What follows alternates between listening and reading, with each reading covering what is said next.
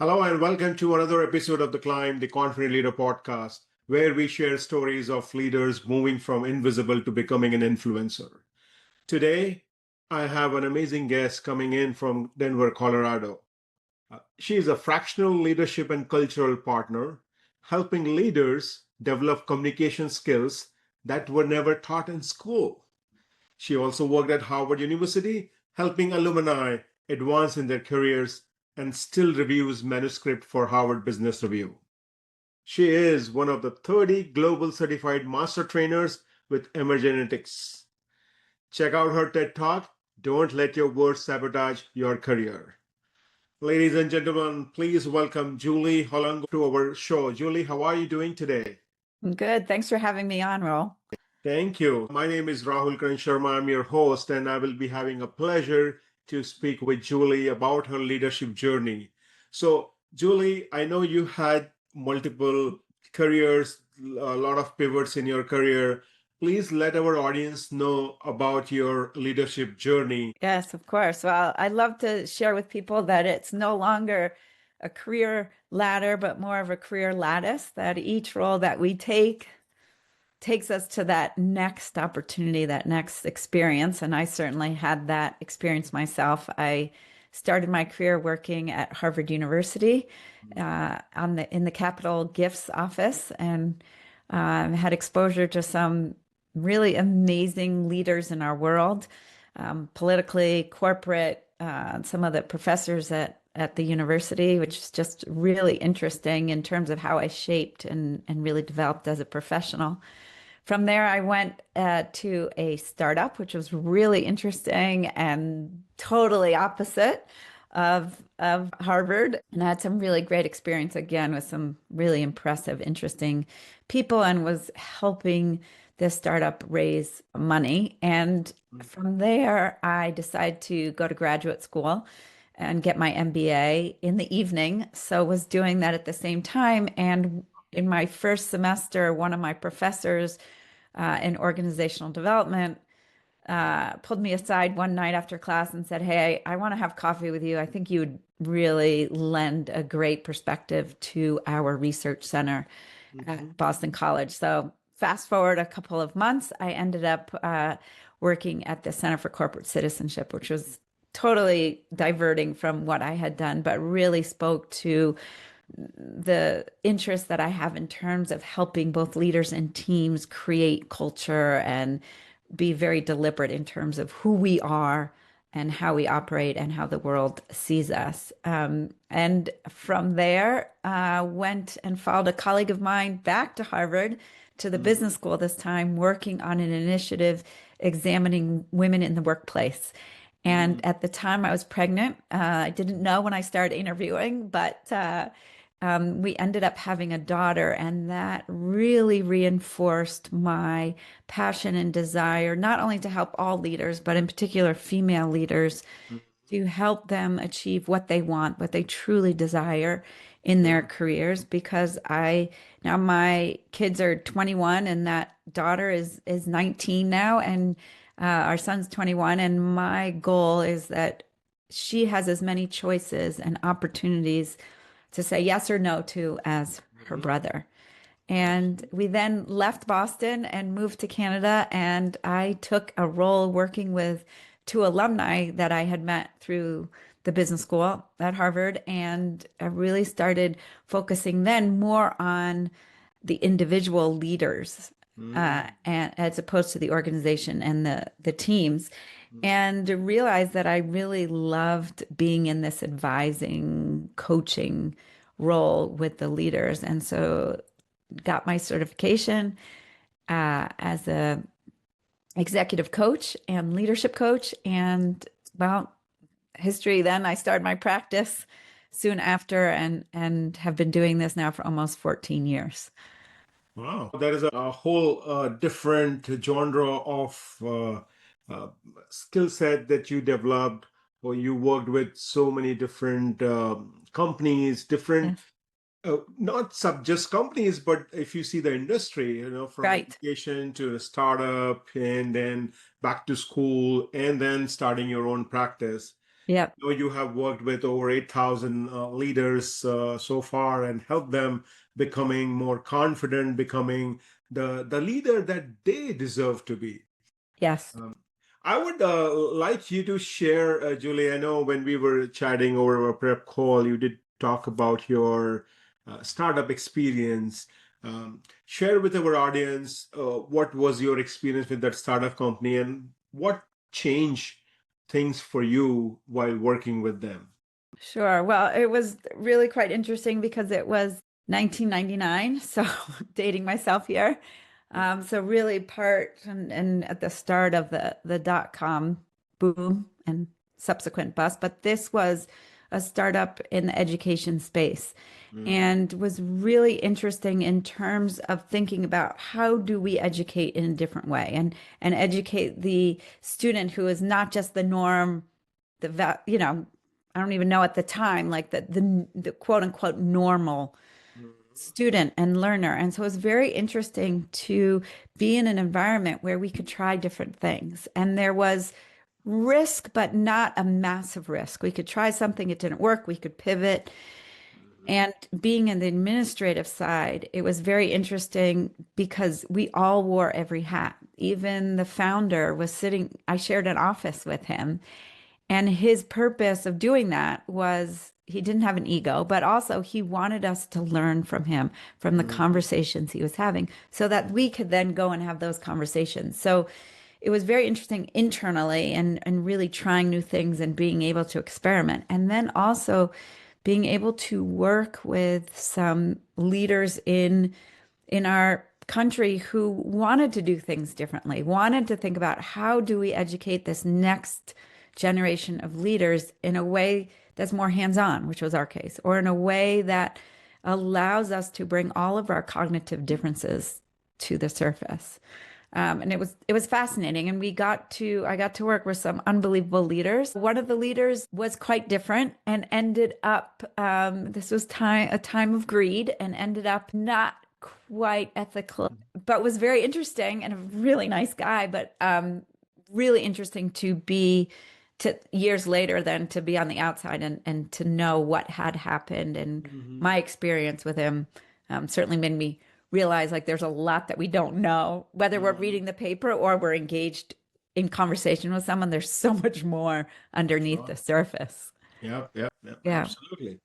So I think that experience really shaped up how and what you are doing today, Yes. because coming from academia, that experience and this is a total different world. So I'm glad that you got that experience because of which you are navigating to different channels to your coaches or the organizations that you are working with.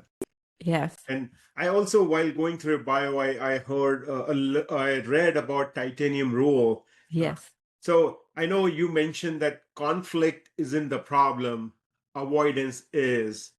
Uh, so tell us more about how our leaders can use the titanium rule to speak clearly, even when it is uncomfortable. Right. So I developed the titanium rule we all know the golden rule, right? Treat others as you would like to be treated. And Tony D'Alessandra brought that to a new level and he calls it the platinum rule. And he's saying, treat others as they want to be treated. Sure. Yeah. And I've brought that to a whole nother level in the titanium rule, talking about I emphasize as speak to others the way they need and want to be spoken to. Because of my expertise and training and working in this space for decades, seeing that most of miscommunication, conflict, difficult conversations stems from people operating too fast and thinking about themselves. So the titanium rule flips that and says, hold on a second, I got to think about what does Raul need to hear from me? Not what I need to say, but what or how do I need to communicate so that he can truly hear me? And when people pause, even just for 5 seconds, and think about that, it does make an enormous difference in terms of diminishing that conflict, not completely getting rid of it, but being able to start a conversation from a place that, our where we're open to hearing, where our shackles aren't up and, we're steeling ourselves for that hard conversation, but instead, okay, I know this isn't going to be easy, but I can do this. I'm really going to think about the other person, not in addition to what I need, but not instead of, not only what I need. Mm-hmm. Wow. So in the titanium role, just to reiterate, the focus is more on the other person, that what is that they want to hear from you, Yes. rather than just saying whatever you want to say. Right. And That's the think focus. about it as much as how you're saying it, as opposed to the what, right? If someone is being laid off, no one wants to hear that. But how can you communicate that in a genuine, authentic way that maintains a level of trust? Mm. And really think about, what do they need to hear that's going to make them continue to trust me, even if we don't work together? Sure. Now, I think from a communication perspective, I have noticed that whenever we are going through this change management, communication is very key. And in my experience, I always use this quote that communication is the problem in the communication. Yes. And most of the CHRO, they often ask, how do we equip rising leaders to navigate conflict effectively? Yeah. Because many people, they try to avoid it. So, Yes. so from your perspective, what are some foundational skills or mindset should they focus on to really handle that conflict more amicably? Yes. The way I approach conflict is, and most of the things that I teach is really thinking about from a simple way. In the sense, like, I don't have to think too hard about this, but it's also memorable, right? So when I find myself, oh my gosh, I'm in a difficult conversation and emotions are rising. Okay, this is going into conflict. I'm not trying to remember, a laundry list of a dozen things. Mhm. So what I always recommend to people when they realize they're in that moment of conflict, to know they have one choice to make. They either stay focused on the other individual, and that's a destructive path because you want to win at all costs. You need to show the other person's wrong. We tend as human beings not to listen as well when we're on that destructive path, because it's solely about, I got to prove to you, Rahul, that I'm right and you got to get on board with me.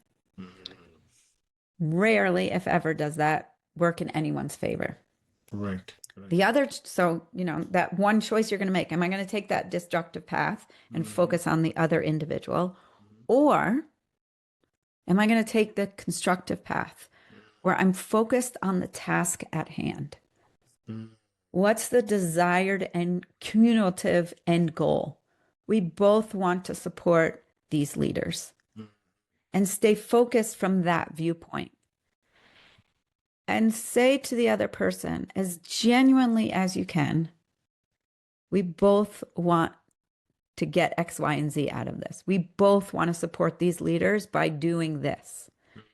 If you find yourself unable to say, we have this mutual agreement or this mutual desire, what I recommend is, if the emotions are running too high and you can't do that, to say in that moment, hey, you're frustrated, I'm frustrated.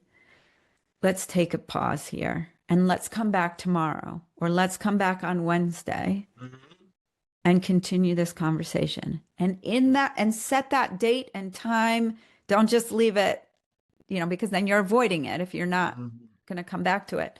And in that break time, when you're pausing, do that self-reflection. What am I really coming to the table with? What is it I'm truly trying to get out of this? Wow. And then to understand what's holding me back. Why am I not able to say, Rahul, I know we both want this, right? Maybe you might do a little self-reflection saying, I could have done X, Y, and Z better, or I should have done this, right? And then if it makes sense to come into that conversation and say, look, I'm spending the last 24 hours really thinking about this. I know we have a mutual goal of supporting these young leaders. In thinking about this, I realized I should have shared, or I could have shared, XYZ information with you ahead of time. so that we both were on the same page and coming from the same place. And it's not to take ownership of the whole conflict, but often when you come out and say, you know, I'm thinking about this, I wish I had done X, Y, and Z, it's amazing what happens. Defenses come down for everyone, for yourself, for others. And truly a good leader will say, I appreciate that. Thank you for thinking that way. And I could have done X, Y, and Z better. Yeah, so I think the great point that you're bringing is one is either the choice is in our hand, whether we want to go through destructive path or constructive path. And so apart from that, the second part that you mentioned, which is taking a pause. Yeah. Oh my God, that 24 hours, 48-hour pause can do wonders. Yes. That self-reflection on your own, whether you're going in the right direction, not in the right direction, that really will help you to stay focused on the task and help you accomplish the objective Yes. rather than just fighting among the two individuals. So thank That's you right. for bringing that up. I'm sure this would be a big, golden nugget coming in for our listeners. So thank you. Yes. And I also know when I was reading about you, Julie, you focus a whole lot on attention to detail. Why you believe it is such a critical trait for aspiring leaders? Yes. Well, I always go back to, you know, being raised at Harvard University where detail was everything. And we had a professional proofreader on staff and everything was reviewed 3 or 4 times. It was the environment was brought up in. But what I really think about in terms of attention to detail and in the space of leadership is that that's how you build trust. It's one way to build trust, right? To be dependable, to pay attention to the detail, whether it's in a report or a briefing of something, or noticing the detail and paying attention and being aware of what your colleagues, your clients, your direct reports are paying attention to. So if you notice that your colleague thrives when they're in this environment, but when they're around this individual, they tend to quiet down. That perception and reaching out to someone and saying, hey, I noticed this in our last conversation. What's going on? Judgment free. It's really like, how can I support you? You thrive over here and you're holding back over here. So that detail really establishes that ongoing trust in each other. Sometimes I notice that our leaders tend to avoid going into that direction, thinking that, hey, that does not bother us, that does not bother to our organization, is their personal stuff. And Right. they just tend to move on. And I think you're bringing a great point here is the individual, whoever they are working for you, they are working with you. So even if something going on with them off work will have a significant impact at work. So Right. it's important for us as leaders to help them navigate through those challenges, that those Exactly. personal challenges that may not have a direct impact to your work, but it will have an indirect impact on our work. So thank you for bringing that up. Attention to detail. I used to. There was one keynote that I listened a whole lot, probably 10 to 15 years ago, where the person was talking about the devil is in the details. And it is always, you need to read everything line by line item, whether it's an email or a report or observing people, because people speak, they may not speak, but their facial expressions should speak a lot. So focus on those non-verbal cues, and you will do amazing in terms of reading your people, in terms of helping your people. Exactly. Exactly. And you never know. I mean, I always find that if you reach out to someone and say, I'm noticing something going on, and they may say, you know, I'm dealing with some stuff at home. I so appreciate you reaching out. I'm not at the point that I want to share. That's okay. It still has the desired impact of demonstrating authenticity and genuine care for someone as a human being. Correct, correct, correct. So Yeah. I know, Julie, you work with individual leaders, you work with organizations, and probably you yourself have a lot of leadership experience. I wanted to run by you my leadership framework, which is the Climb framework, where we talk about four leadership stages that leaders go through, being invisible to becoming a potential, to becoming an achiever, and becoming an influencer. Based on your coaching experience, do you see that our leaders move into these stages? Are these stages still relevant based on your practice? Yes, absolutely. And in fact, I see that even once they become to that get to that influencer stage, there may be something that happens in terms of the projects they're working on or the clients they're working with that may take them out of influencer, and then Mhm. they have to work to get back into it. Maybe they're promoted and they're with, they have to prove themselves all over Mhm. again. I Sure. had a client share with me, she's been with the same large bank for 15, 18 years, and she's just taken on a new role, a promotion. And she said to me, I feel like I'm interviewing for my job every day. Mhm. Right. And not that at all has to do with her because she has to prove herself again to a new audience. Correct, correct, Right. correct. And so I love this framework that you have, and to remind people it's not just, oh, I've made it, I'm good, I can take my foot off the gas, but to consciously always be aware of there'll be some changes and some blips. Correct, correct. Yeah. I think as you have a new leader or you Mhm. change an organization, you may have to start, may not be from scratch, but you move from that Mhm. influencer level to maybe a potential level, and then you Right. have to move up. So thank you for bringing that point. Um, Now, Julie, if of listeners who are listening to us or the CHROs or CPOs, if they want to engage with you with your Mhm. practice, what is an effective way for them to connect with you? Yeah, so certainly connect with me on LinkedIn. Visit my website. I have a lot of content there available, a lot of short video articles describing how I work with clients.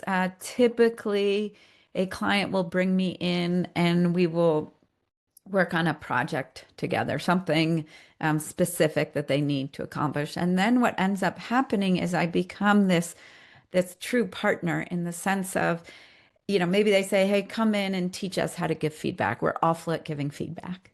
So I Mhm. come in and I might work with a couple of different groups, and then we come together in a large retreat, everyone together, and we talk about feedback. That's the first phase. And Mhm. that gets you to the skill building. Maybe it even raises a little bit of awareness. Where am I holding back? Who am I not giving feedback to? Who am I not receptive to feedback? Who I am receptive to? But then the piece where I see has been missing is that we can take that skill and learn that skill. But if we don't implement it and we don't make it part of our culture, that first phase is kind of a waste. It doesn't Mhm. stick. And so I have worked with several clients over the last couple of years now to really translate that conversation, whether it's about feedback or something else, and I help them translate it into how they run meetings, how they make decisions, how they build trust day to day. So it's not simply oh, let's check the box. We did a training on feedback.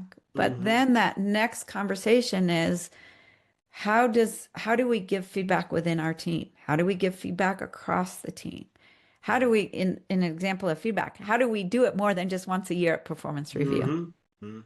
So that they're really shifting the needle from a culture standpoint, how they adopt that skill Correct. into their day to day. Yeah. Yeah. Feedback should not be just once a year kind of a Right, scenario. That right. just only when HR is after you, give Hmm. feedback. Feedback has to be more regular Yes. during your one-on-ones, during Hmm. your team briefing. It's Yep. so helpful to provide feedback. Yes. Yes. I also noticed that you have lived in different countries as well. Yes. And in your bio, I learned that you were born in New Delhi. I was born in New York, but then lived in Okay, so you're Paris. born in New York and then Born. lived in New Delhi, Yeah. an early part of your career. Yes. And then again moved back to a different country and then back to US. So Yeah. how these staying in different countries has helped you evolve as an individual that you are today? Yeah, so certainly my curiosity in people. I mean, I was born in New York, but started grade school in Paris and then moved to New Delhi and Hong Kong before returning back to New York. And I have this natural curiosity and sense of like, how did this person get to where they are? Whether it's personally, professionally, what made them decide to go down a particular route, to attend a certain university, to study something, to pursue a certain professional career, because we were constantly exposed to different people, different ways of life. And I found returning to New York at the age of 13 very challenging Mhm. because no one had lived outside New York. Mhm. And we weren't in New York City, we were in a suburb. And I remember coming back in eighth grade and people talking really loud to me, even Mhm. though these are kids I had gone to camp with and had Mhm. gone to nursery and kindergartens with, and they were speaking loudly. And I remember a couple months in the fall of returning to school, saying to someone, "Why are you yelling at me? I can hear Mhm. you." And she said, "Oh, I didn't know if you spoke English." Like, but we've had several conversations and you hear that I'm speaking English, but it was just this totally foreign concept for someone to live anywhere else but the US. Yes. And they weren't interested in my stories of, passing by a herd of cows in New Delhi on my way to school or eating different foods or wearing different clothes. That just, they weren't interested. And it just was so beyond anything that they could digest. Wow.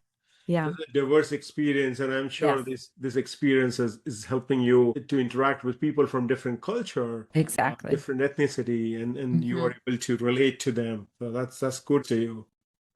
Now we are just moving to our rapid fire questions. 5 questions coming to you, Julie, and we would want you to just answer instantly. Okay. Yes. Number one is a quotation you live by. Yeah. So I do. This is a quote by, I have it here on my monitor by Shirley Grissom. If they don't give you a seat at the table, bring a folding chair. Wow. Very good. Very good. What's one daily routine you never skip? Walking my dog Okay. outside, obviously. Absolutely. Yep. Are you a morning person or a night owl? Definitely a morning person. Mhm. What's one leadership skill you wish someone had taught you earlier? The pause. Pause. Yes. And the fifth one is if your career were a Netflix series, what would be the title of season one be? Oh, wow. That's a great question.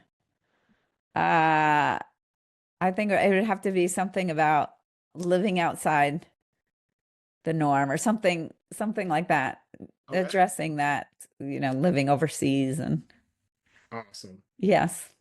Well, thank you, Julie, to be on our show and share your experience. I'm sure that would be a blessing for our listeners to learn from you, and clients who are in our listening mode would be willing to work with you. Um, Before I let you go, I will just share my learnings from the show. So there were a lot of golden nuggets that were dropped by you, but I will share three of them. The first one was titanium rule. That's the first time I'm hearing about it. And this is about speaking to the person, not just thinking about what you have to say, but what other person was willing to hear or wants Yeah. to hear. So that's what titanium rule is. Um, the second golden nugget was how to handle conflict amicably.